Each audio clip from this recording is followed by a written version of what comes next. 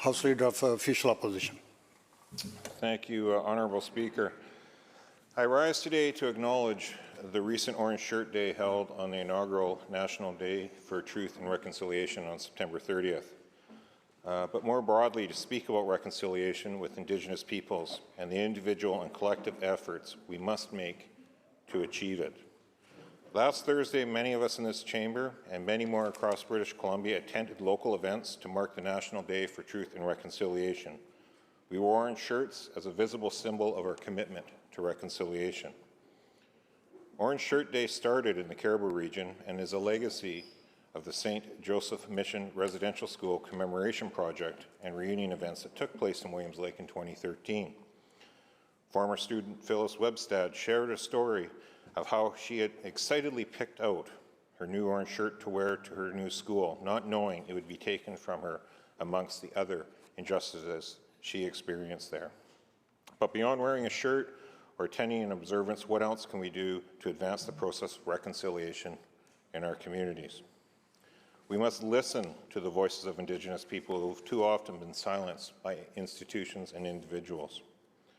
And as I listened to the various Indigenous leaderships speak in Kamloops on Thursday, it struck me that as speaker after speaker spoke about there must be truth before true reconciliation, it occurred to me that Indigenous voices across this country had been speaking the truth for generations.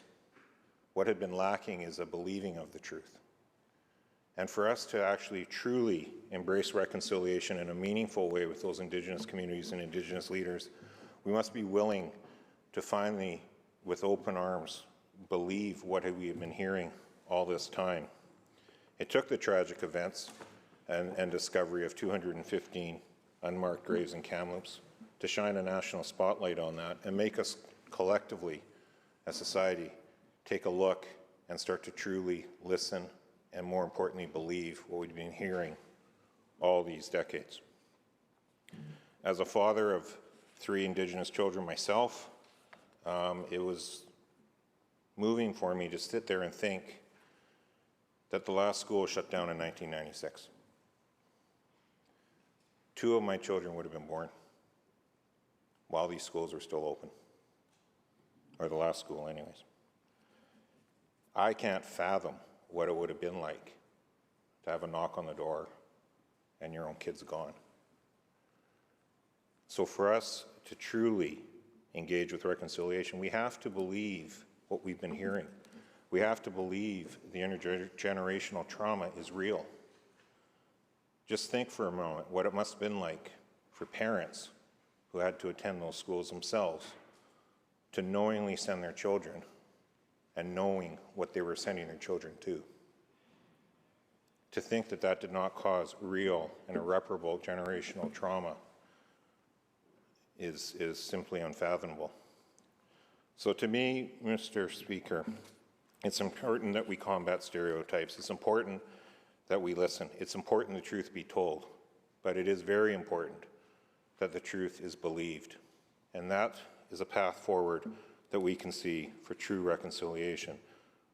The strength of the Kamloops Secwépemc and Cookbee Chief Roseanne Casimir, and in fact, the whole Secwépemc residents, has been phenomenal through this. And they're not the only ones, though. We're seeing it from community by community by community.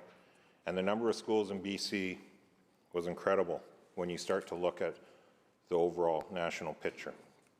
So to see that type of leadership step forward, to see those communities step forward, to see those communities still with open arms accept people into their community, to try to have those conversations, it's incumbent on not just everyone in this chamber, but in fact everyone in British Columbia, to actually truly start to meaningfully engage in reconciliation efforts. The leadership of First Nations communities, the overall population of Indigenous communities have been there for quite some time, wanting to engage, wanting to move forward in a meaningful way, wanting to do things in a good way with everyone in British Columbia. As First Nations leadership says regularly, they're not going anywhere, we're not going anywhere.